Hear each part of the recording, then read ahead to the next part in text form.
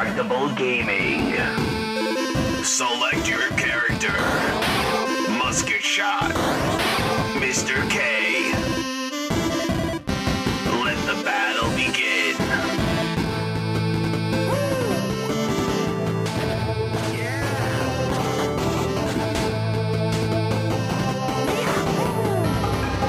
Get ready for a battle unknown.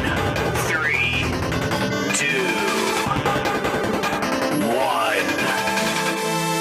Hello and welcome to Indestructible Gaming and More. I am Musket Shot. Alongside me is my co-host, Mr. K. Mr. K, hello. How you doing? I'm doing good. How about you? All right. This week we're talking about a game called I thought it was KO the Kangaroo, but I believe his first name is actually KAO. No, it's KO. You got it right. Is it?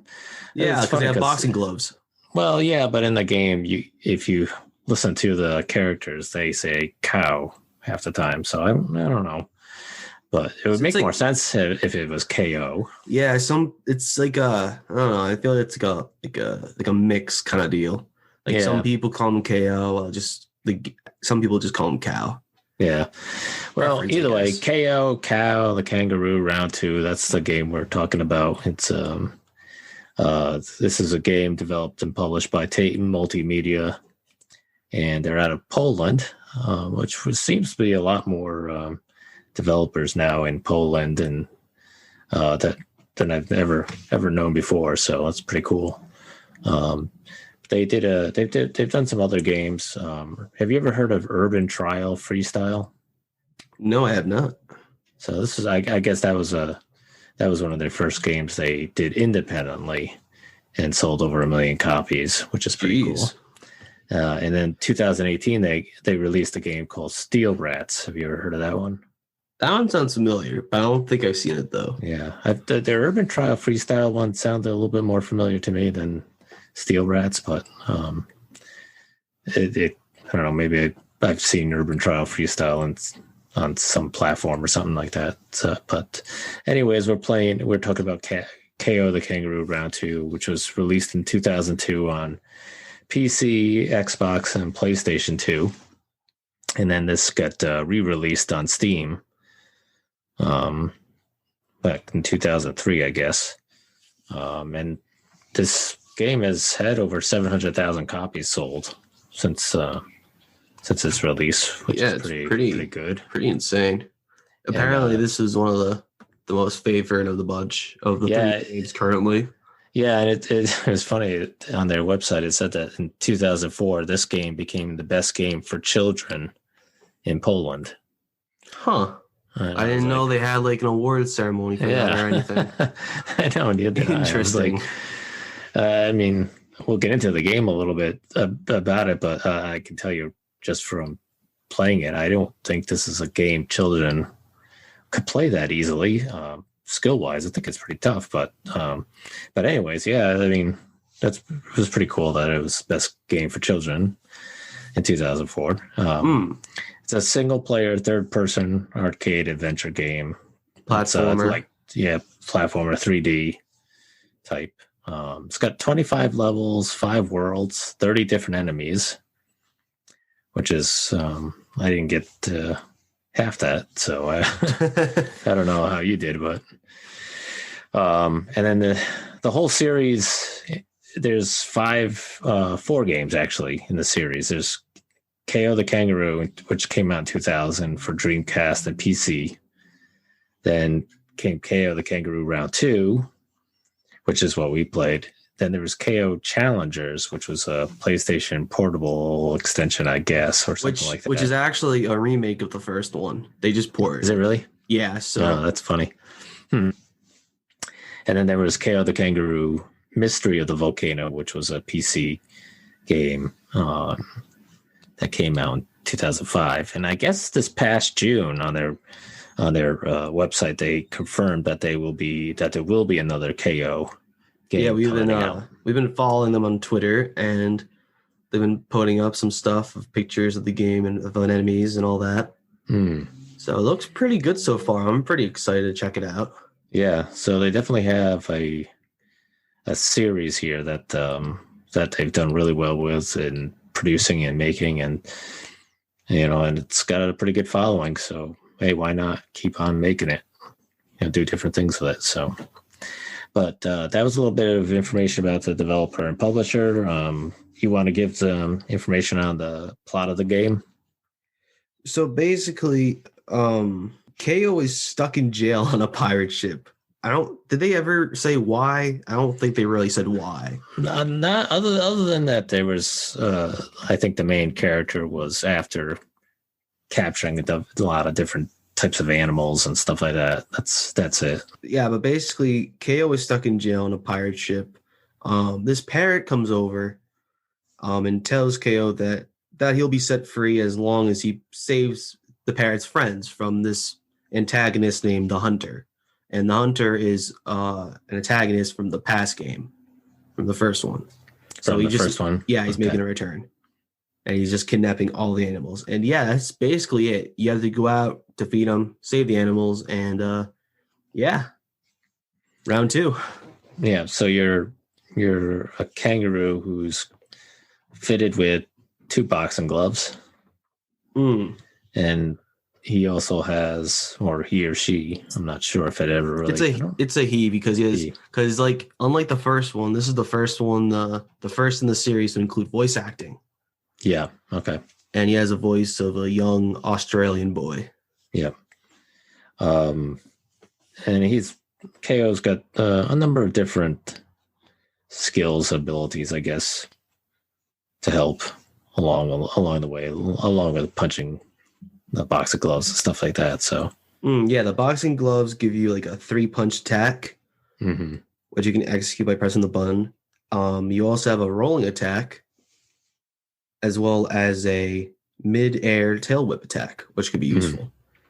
Now we played this on Steam, and we bought it on Steam. I don't know about you, but the one thing I found very kind of frustrating with this game was they tell you, like I always go in before I play the game to see what the options are and check how to play the game and stuff like that. And there's a lot of different options, a lot of different things to do different things within the game. Punching, rolling, like you do, doing the tail whip, ground pounding, like double jump, all that stuff. So in the game, it tells you, hey, in this next area, you might want to do this.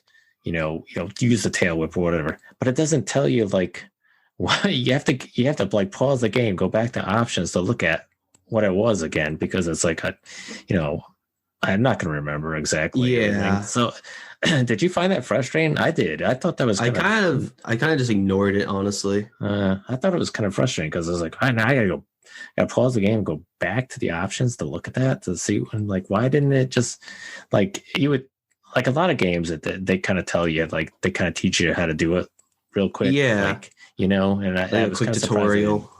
I was kind of surprised they didn't do that in this game. I don't know, maybe. Like I said, maybe it's just me, but I thought it was kind of annoying that wasn't just part of the gameplay. Yeah, weirdly enough, this is going a little off track, but I wanted to say this because it's very interesting. The American box art for KAO Round 2 is very different from the box art that everyone else got from us. I guess the US, I don't know, they seem to go for the more extreme kids, so they try to make them look all angry. In the box art for the US version, it literally has KAO holding a gun up to the person who's looking at the box art. Really? Yes, and he has like a World War II helmet on or something. And this is the US version? Yes, while the other box arts have him happy with the boxing gloves in his hand. I honestly think it represents the game better. I don't know why the US does this all the time, where like it did with Kirby. They did it with Kirby from Nintendo. In Japan, Kirby's happy, but whenever we get one, he always has angry eyes. Yeah. We always seem to do that. We always seem to intensify things. Well, maybe, it could be one of those things where it's just that, they feel like, oh, this game isn't going to really sell well. Let's make them edgy with adults. For kids. So if we make them edgy and it's kind of scary, maybe adults will buy this game. But it's not representing the game whatsoever. No, right. Yeah. You don't ever have a gun. Right. He doesn't have a weapon or anything like that. So, yeah. Oh, that's interesting. Huh. And where'd you find that? Where'd you find the artwork like that?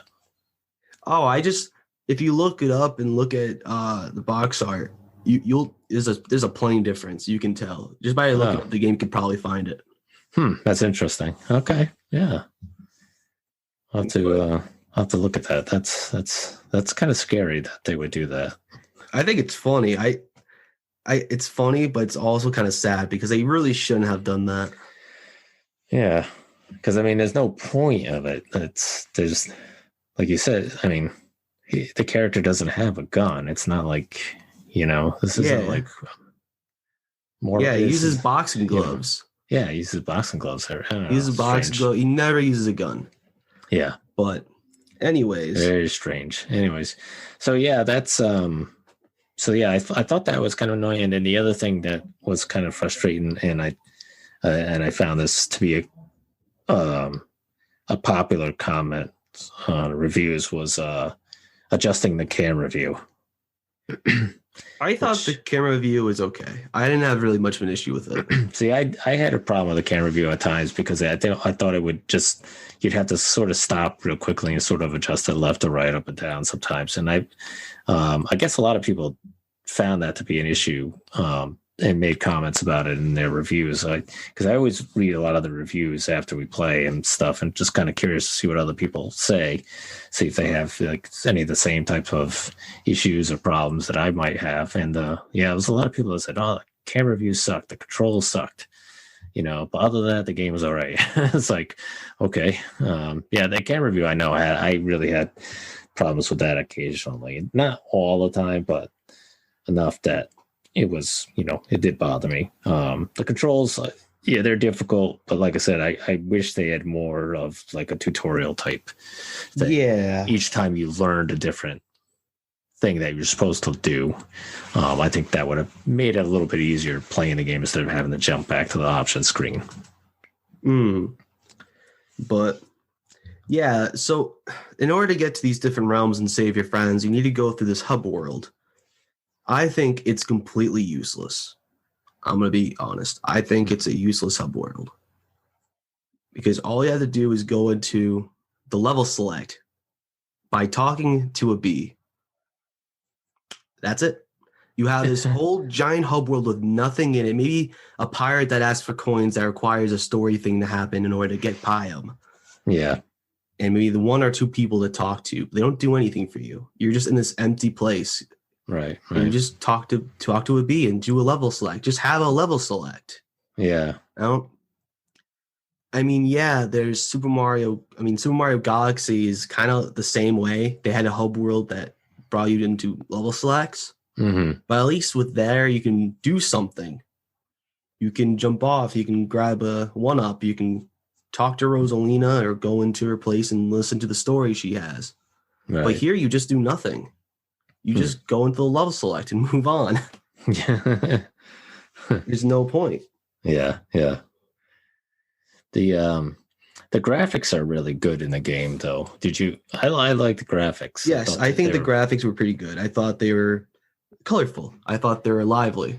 Yeah. Now, I don't know about you, but to me, the graphics sort of reminded me of like maybe Nintendo 64, PlayStation 2 type. It has that, like I said, it has that personality to it. Like I was trying to think of some games that it reminded me of, and the first one that came to my mind was like maybe Crash Bandicoot or Banjo-Kazooie or something like that. Funny, like the graphics and Banjo-Kazooie, yeah, for sure.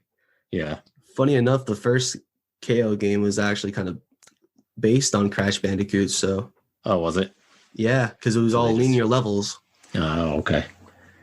So, yeah, I really thought the graphics were really good. They're really sharp looking. They look really nice.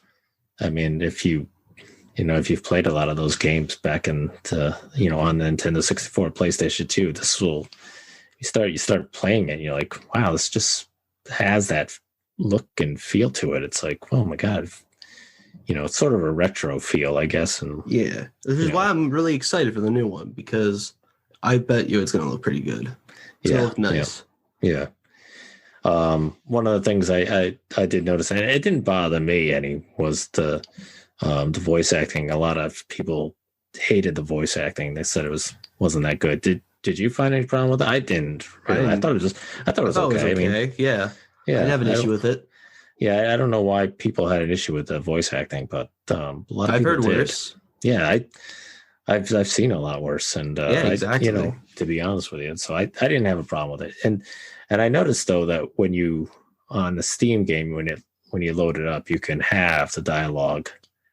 It'll let you choose from a lot of different languages, which I thought that was pretty cool. Because maybe it's certain languages don't sound good.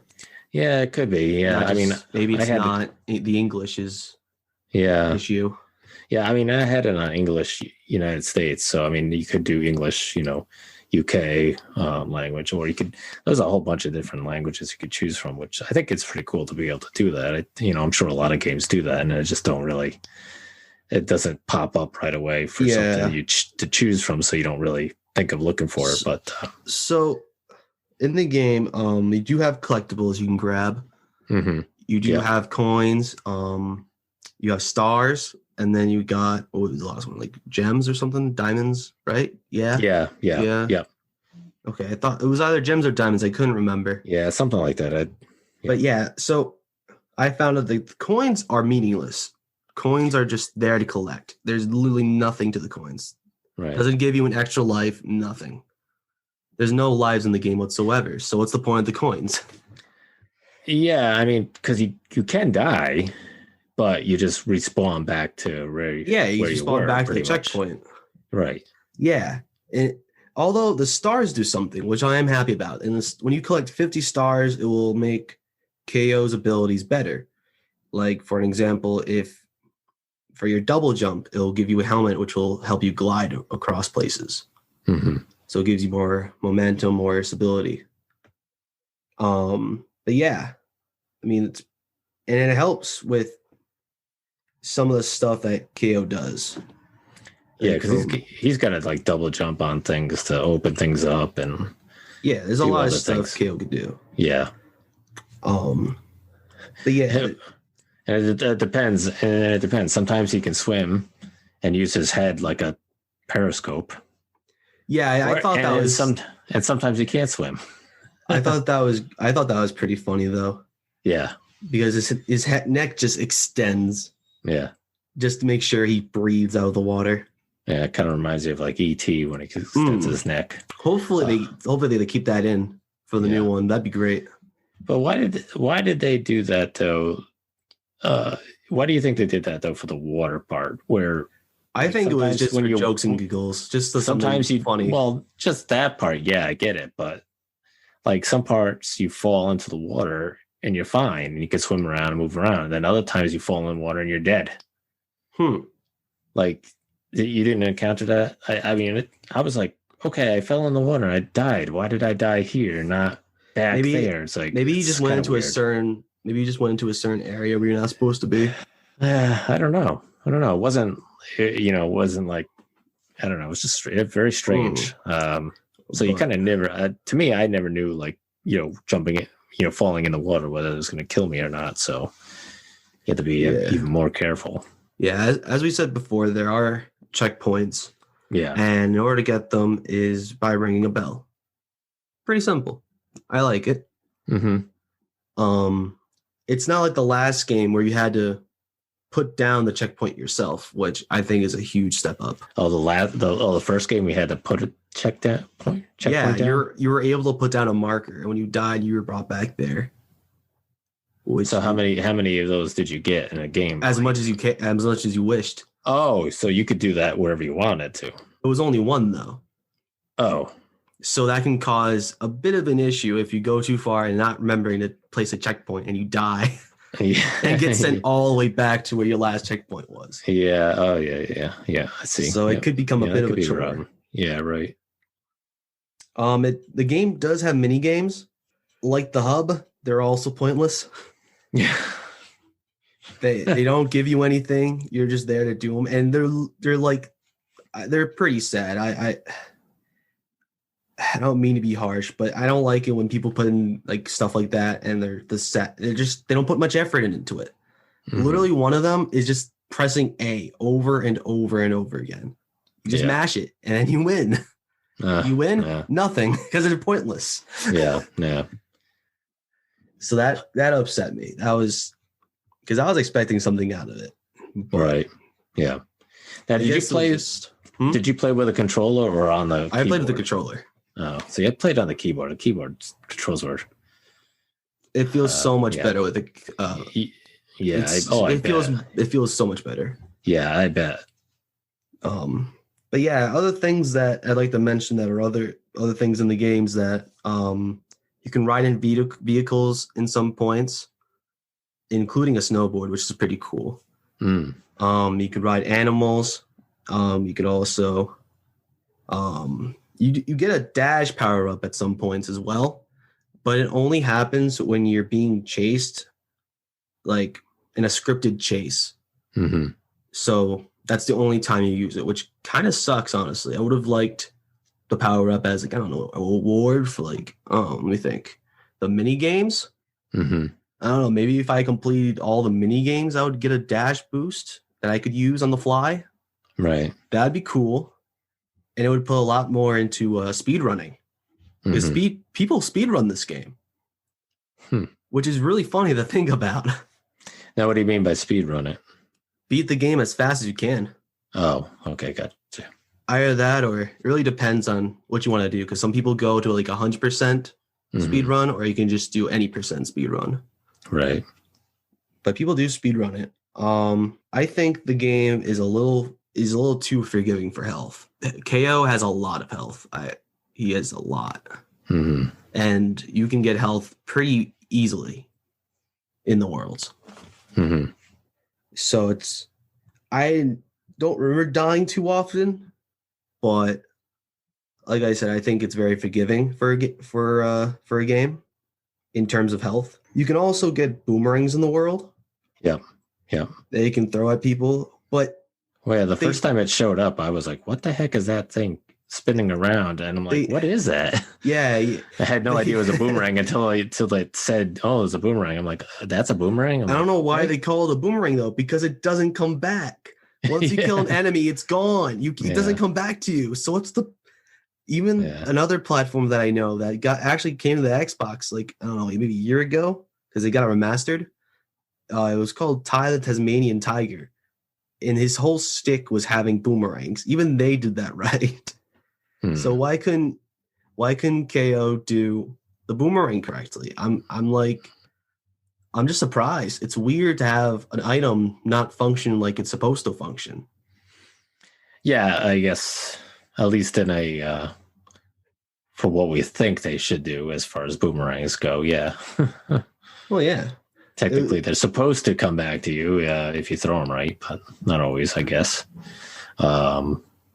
And he also throws acorns too. He can throw acorns and stuff, which you do a lot in the game at different objects, different things to knock down or knock out. But yeah,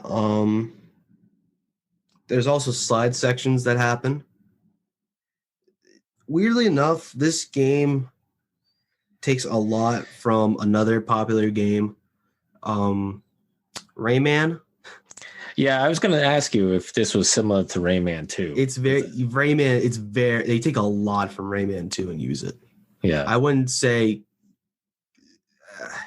I don't want to say copy and paste, but but they use a lot of the different kind of aim towards it. Yeah. Like you can strafe left and right, like in Rayman 2. You have the sliding sections like Rayman 2. There's even a part where you go up a windmill that's being engulfed by fire. That's also a part of Rayman 2. There's a part where you're riding a rocket, also part of Rayman 2. There's a lot they took from Rayman. Yeah. It borrows. That's a good word for it. It borrows from Rayman. Yeah. I mean, maybe they were inspired by that and they just thought, that gameplay would work. I'm not this game as well. I still think the game's fun. I'm not complaining. I'm just saying it takes a lot from Rayman 2. Yeah. It's noticeable. That's usually when people borrow stuff from other games, they keep it down low. But if you played Rayman 2, you're going to notice a lot of similarities automatically off the bat. Which depends on your preference, if you like it or not. Right. it really matters. This music's pretty good. I like the music. Yeah, I mean it's repetitive, but it wasn't bad. No, I didn't want me to tear my ears out. So that's a plus. I enjoyed it though. I thought it was pretty good. It fit the world. It was pretty good. But and the boss fights they're decent. They weren't good. The first boss fight was terrible. It didn't have any like tellings of where it was gonna hit you. It just kind of happened. Are you talking about the big plant? I think so, yes. Yes. Okay. It was it didn't really give like a hint of when it was gonna attack. Right. So it just kind of always hit you. With the like thunderbolts come out of the sky, that it just hits you for like there's no hit sounds or anything. So you just wouldn't see it coming. Now I didn't finish this game. I don't know. Did you finish it? Pretty close to. Yeah, a number of people mentioned that the last boss fight was, some said it was good, some said it was not that great, but I'd be curious to see what you thought of it. But really, I guess it really depends on the player. Yeah. Who knows? I'll probably update you guys on the next episode whether or not I liked it. Yeah. I think it's funny though that they, this was listed as a favorite children's game. I'm not. I don't know. Maybe it's just me. Maybe they're very good at these at video games in Poland.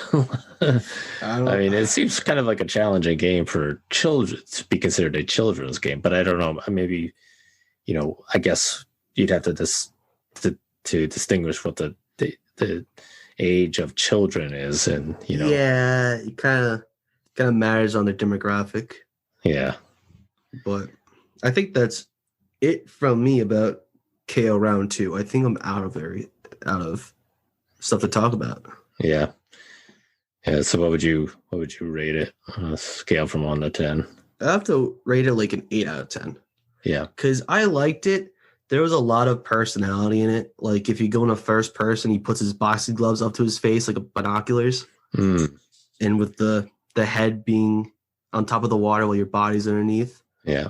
And even him going like climbing, like on like rope and all that, he uses his ears instead of his hands.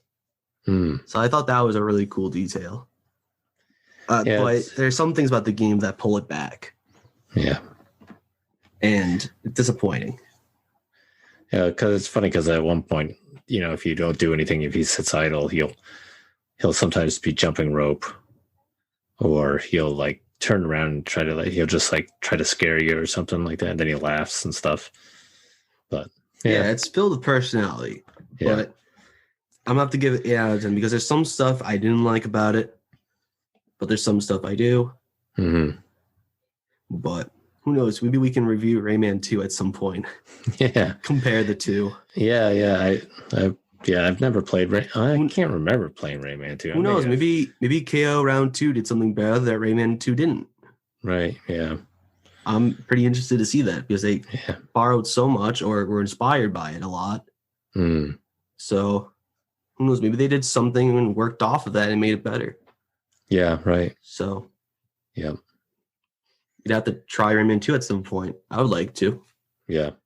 And you played Rayman 2? I've been wanting to. Oh, you haven't played it. Okay. I've seen someone play it throughout the whole game. Yeah. So I know of it and everything about it. I haven't actually sat down and played it myself. Okay. Yeah, for some reason I was thinking I had played it before or played some of it at one point. I was like, I must have played it over at your house at some point, but if you've never played it, then I don't know. Maybe I mean, I did play other Rayman games before, so you may have played one. Maybe that's what I'm thinking of. Yeah. But what would you review? I'd have to give this a 6 out of 10. I love the graphics, the look and feel of it, the sound, the music, and stuff like that. I didn't like the keyboard controls. Like I said, I thought that could have been better if you didn't have to go back to options, and I didn't like the camera view. I have to adjust that as much as possible. maybe I'll have to try. I have a controller that plugs in definitely via USB, but it doesn't work. So I'm going to try. I just found an Xbox controller that I can try it with. So I'm going to try that and see how that goes. Because I think the keyboard controls is just too. It's too busy. It's just too much to try to do stuff. So yeah, with the Xbox controller or whatever you prefer to use on your PC, that's not a keyboard. It feels so much better. Yeah, I was going to say it must be so much better than this. So it feels so much smoother, much better reactions. Oh yeah, definitely. Because you can't react a lot of times quick enough on a keyboard. The amount of stuff that I had to do, I was like, oh, come on. But yeah, I thought the game was pretty good overall. Mm-hmm. But I think that's it from me. Yeah, but that's it for me as well. So what are we gonna talk about next episode? Next episode, we're gonna be talking about a demo that we're gonna play. It's a point-and-click adventure comedy game called Darkestville Castle, and that's on Xbox One and probably PC too, if I had to guess. Yeah, but we'll be playing the demo on Xbox One. It's also on PS4 and Switch. Oh, you think you'd see if it's on Switch to play it on that? If there's a demo? Yeah, I'd definitely look at it if there is a demo on Switch. Be kind of curious to see what the difference is or how it played differently. But if anything, I think the graphics would just be toned down. Right. Yeah. Because that's pretty much all the Switch does if they bring ports of games that are supposed to be played on a better hardware. Mm-hmm. Because Switch is a good console, but sometimes because of the hardware, it just can't handle some games, so they lower it down. Right. Like how they did for Mortal Kombat 11. Yeah. It runs fine. It looks plasticky. Yeah. So it's not bad, but it's not good either. Yeah. I think that's one of the reasons why I was never really a huge fan of the Nintendo systems, because I was always big into sports games years ago, and they just couldn't do the sport games really well. I mean, certain games they could, but most games, like if you couldn't put a Madden game on Nintendo because it just didn't work. It just didn't look good. And so that was why I never was a huge fan of Nintendo. I had Nintendo games, Nintendo systems, but I just but anyways, I digress. Anything else you got for this week? And I know you're busy playing Assassin's Creed Origins, so maybe we can get you to do a review on that at some point. Yeah, that'd be cool. There's a lot to it to talk about, so that'd be like a good hour or something. Yeah. I don't think there's anything else other than our 50th episode is coming up this month. So yeah, well, at some point, yeah, we're should be coming up pretty not too distant future. So yeah, once we hit you can do different, I guess, technically do different seasons. I think what we'll do is once we hit 50th episode, we'll do season 2. We'll start or episode 51 will start season 2. So not that it matters really in the end, but yeah, I think that's it for me. Okay. All right. Well, that's it for me as well. Thank you for listening, and hopefully you'll join us again next time. Stay indestructible, folks. All right. Peace. Game over. Hey guys, how's it going? I hope you enjoyed the episode. We're on Facebook and Twitter, and if you go on our website with the same name, you can also find us on all the other kinds of stuff you can listen to us to. Anyways, hope you have a wonderful day, folks. Stay indestructible, and peace.